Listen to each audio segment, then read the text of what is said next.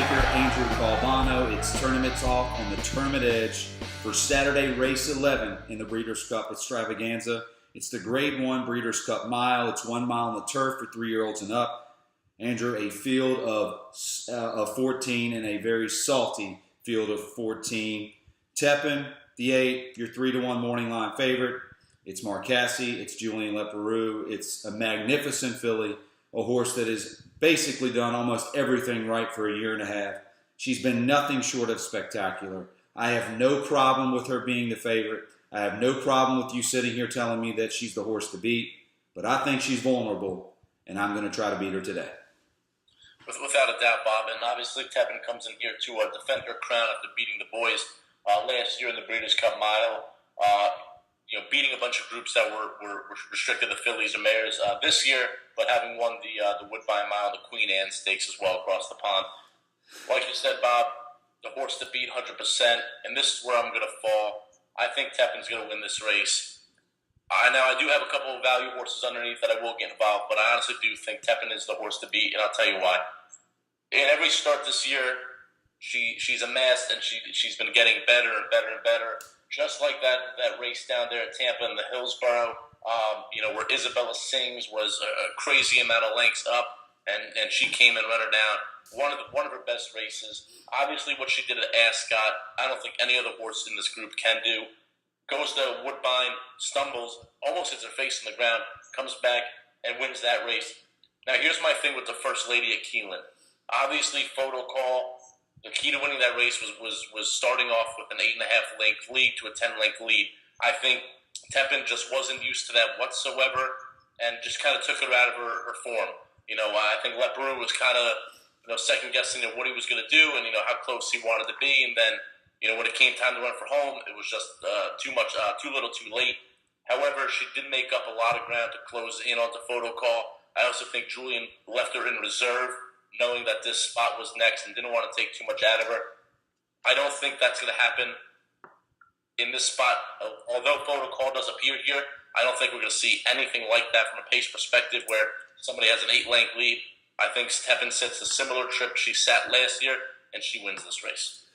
Andrew, I'm not faulting her for losing her last race. That's not the reason I'm picking against her here. I just don't see the same horse that I saw before Ascot, and that's fine. I mean, a lot of horses go to Ascot or they go to Dubai and they come back, and they're just not the same for a while. And she was courageous in winning September 17th at Woodbine. You were spot on about hitting the gate and stumbling, almost falling on her face, overcoming that adversity and winning, despite the fact I didn't think the field was that strong. And I'm not saying that I don't like her off the October 8th effort. I thought Julien didn't ride her as well as he has ridden her. I thought there was much left to be desired in regards to that ride. I just don't see the same kick from Tepin since she came back from Ascot in the 2 races that she has ran in. Maybe it was just because she stumbled. Maybe it was just because Julien realized that Photo Call had gotten that 8.5 length lead. He didn't want to use her up because at the end of the day, this is the race that matters. I just think at this price, considering how much money she's going to take and how I think she's left much to be desired, just like that last ride by Julien, I thought she had to play against her. Now, the horse that I think is the horse to beat here and the horse that's really going to dictate whether I go with her or somebody else is the 2-horse Alice Springs. I think that horse is the horse to beat. If you look at this horse's running lines and who this horse has faced throughout the majority of her campaign this year, she's the horse to beat. She's won 3 of 4. Her last race was at this distance in a Grade 1 race at Newmarket. And won the race and get a 122 time form U.S. speed figure. She won the race before that going a mile on a yielding turf course. 2 starts before that in England and another Grade 1. She wins that race. So basically she's running 4 consecutive Grade 1s overseas. Much better than most of this field outside of Tepin's 1 race overseas where she was spectacular. And Alice Springs has won 3 of 4. She's the horse to beat. Not to mention I get Ryan Moore and Aidan O'Brien. Here's the question. A lot of times these Euros, despite what they've accomplished, don't take as much money as they should in America because people don't know as much about them. They're going to bet Tepin. They may bet a Miss Temple City. If I get 4-1 on Alice Springs in tournaments, I'm taking her because I think she's going to win the race, and I think she's the best horse in this field. Yeah, without a doubt, Bob, and ultra respect for your horse. And let's not forget that this horse was a step or two away from winning the Breeders' Cup Juvenile Filly last year, behind Catch a Glimpse as well. Obviously, when you get the team of Aidan O'Brien and Ryan Moore, it's something to look out for. And this one is obviously amassed quite the record at the mile distance. And whether you think she's the horse to beat or Tepin's the horse to beat, either way, I think just her and Tepin overall, just making a statement here, are just in a different league to these other horses here. I'm definitely going to include this one. I have a big price horse. I'll try to fit in between them. But ultra respect here for Alice Springs, who should have a big spot, because closers do well in this race. I don't hear you can kind of throw out Speed. Speed really hasn't won this race, especially at Santa Anita. So I think Alice Springs, coming off the pace, similar to how Tepin does, is going to be a good selection here. So if Alice Springs is below 4-1, which I'm not sure what she's going to be, I'm going to go elsewhere. So before I tell you where else I would go, depending on where the odds are, or what the odds are of the two, what do you think the two is going to go off at when they leave the gate? Alice Springs I had at 5-1 morning line. Well, if she's 5-1 or 4-1 when they leave the gate, that's where I'm going. But there's two long shot prices that I want to mention to you before you give me your long shots, and then we'll go through some of the rest of this field, because again, it's a very talented field.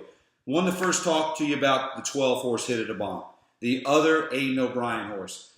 This horse came into the Breeders' Cup Juvenile Turf last year at Keeneland with a lot of high hopes. Then he gets an awful post in post 14, and he went off, I believe, as an overlay at 7-1. When before the post draw, I think a lot of the experts were making this horse the horse to beat. Then with the tight turns at Keeneland and just with the 14 post, I think people kind of got off of it. He overcomes that. He comes from 10 lengths off the lead. He wins the race by a neck, and people are going, wow, what a horse Aidan O'Brien has got on his hands. 286 days later, he races over in Ireland, runs a 1:08 time form US speed figure at a mile, loses the race. Next race, another Ireland race, he loses by 2 lengths. Then his worst performance yet to date is 1 mile on a firm turf course. He loses by 10 1/4. He has not been the same horse. He has not lived up to expectations. But Andrew, why does Aidan O'Brien see fit to bring this horse back over to America when we know that there are tons of raw talent? You get me Aidan O'Brien at 20-1 with his second favorite jockey aboard. This horse might be sneaky good. Your thoughts on Hit It a Bomb? Without a doubt, this is actually my third selection in this race here, and because I think this pace could very well heat up here, and I think that if there's one proven closer over American soil, it's Hit It a Bomb. Watch that race. You can watch that race. How many times won that juvenile turf last year? This one came out of the clouds, that overcame everything you could possibly imagine, and still got up and was very professional to get this one, to get him up by a neck here. So like you said, why does Aidan O'Brien bring him back? I know his 3 starts this year were, definitely atrocious. The last start, you can make a case and say this one actually ran pretty well against Grady Company in Ireland. Because posting a time form, good ratings there. Like you mentioned, the 108. I have a 110 here off that September 10th one. That's what the time form rating I have is. But Aidan O'Brien brings him back. I think that shows a lot of confidence. A similar outside draw. Obviously, this horse can prove it doesn't really matter as according to last race. So I think if this pace really heats up, this one could definitely have a big shot at closing the lead. Hit It a Bomb is certainly a horse I'm going to include in my exotic wagering, but not a horse that I would play in a tournament if the two goes off below what I think. Here would be my tournament play for the viewers out there, and it's a horse drawn just to the outside of him, and that's the 13 horse Midnight Storm. And again, I have to stress, this is if the two is 3-1 or below. I find value in the two at 4-1 or higher. Midnight Storm has been very good this year, Andrew, at longer distances at times. He's won 3 consecutive races. He's won 4 of his last 6. He's got Phil D'Amato. He's got Rafael Bejarano. Now, do I like the post considering this horse's running style? Absolutely not. However, I think this horse has more gate speed than any other horse in this field. I think the race by photo call last race is very deceiving. Number one, I don't think that horse is as fast as what that horse showed last time out at Keeneland. And I just think that and I don't think they want to go to the lead. And I just think Midnight Storm is faster. Here's the key. If Midnight Storm can get a long lead and they go something like 46 seconds after the half, I think the 13 is going to be very difficult to pass. Now, Tepin on her best day would pass the 13. The 2-horse with the right trip would pass the 13. But if you give me Phil D'Amato and Rafael Bejarano at home at 46 seconds with those connections at Santa Anita, I would take my chances at double digits. Now, if they go 45, something's going to come from off of it, and there is a chance that they do go that fast. But I'm willing to gamble if the 2's below what I think she should be, that the 13 may get that lone lead and what Rafael can walk the dog, because we've seen him do that before. That would be my tournament play if the 2's bet down. What is your thoughts on Midnight Storm? Yeah, well, without a doubt, and I have a lot of respect for this horse. It's just disappointing to see this horse posted all the way outside. But like you mentioned, Bobby, you are going to get value from where this one is. This horse will definitely be 20-1 come post time. I don't see an overlay with this one. In fact, I think, being that this horse is back home, that people will, bet him and not bet him, leaving this one at 20-1 morning line. If this horse was drawn inside a bit more, I think I would have been more encouraged to play this one from an exotic standpoint. I just think the post draw is going to hurt this one a little bit more. But I'm not disagreeing with you, Bob. Great value on this one at 20-1. So give us your bond picks, Andrew, as this race, again, is probably from top to bottom one of the most loaded fields that we will see in the Breeders' Cup the 2 days this year. Yeah, and one of those is Ironicus. And I'm not going to explain that one much more. I think this one speaks for itself. Really hasn't missed the money in any of his starts, and I'm dating back for a while here.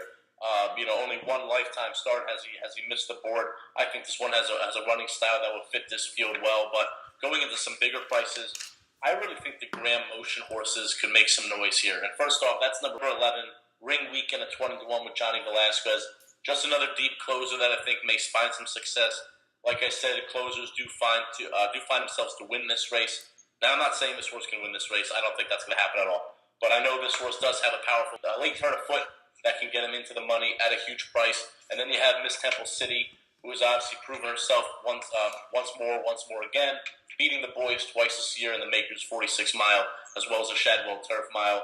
Another late one with some versatility to him that can also sit right off the pace. So I think Miss Temple City and Ring Weekend are just some big prices from the Motion Barn, who has been heating up, that could finally strike this trifecta here and light it up. One more and then we'll move on. Photo Call has to be talked about. I mean, he just beat Tepin last time out, and from a fig standpoint, at least from what I'm looking at on time form right here, one of the fastest, if not the fastest race of any horse in this field. I'm not taking anything away from that horse. He took to the Keeneland Turf Course and ran like a rocket to beat what some consider the world's best turf horse by 2 3/4 lengths.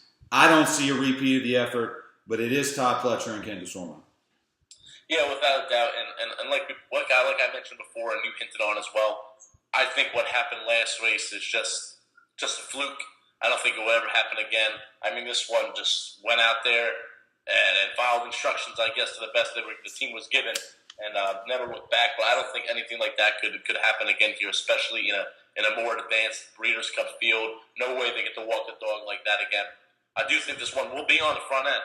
I think this one will also be pressured, which I know does not like, because I was on this horse singled to this horse for a big pick 4, singled then all. But that was a Piola Queen day at 55-1 to start off the pick 4. That's August 6th in the Y of the grade 3. I took this one to wire the field over Guapaza. Didn't work out as well. When this one's pressured on early, this one falters. So I think Photo Call is just not the horse for this race. So Andrew lands on the 8.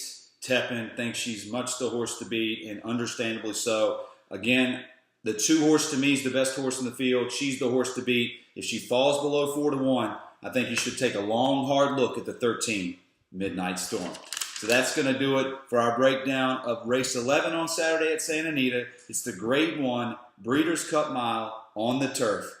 I'm Bobby Shoemaker. That's Andrew Calvano. And as always, good luck. Good luck, guys.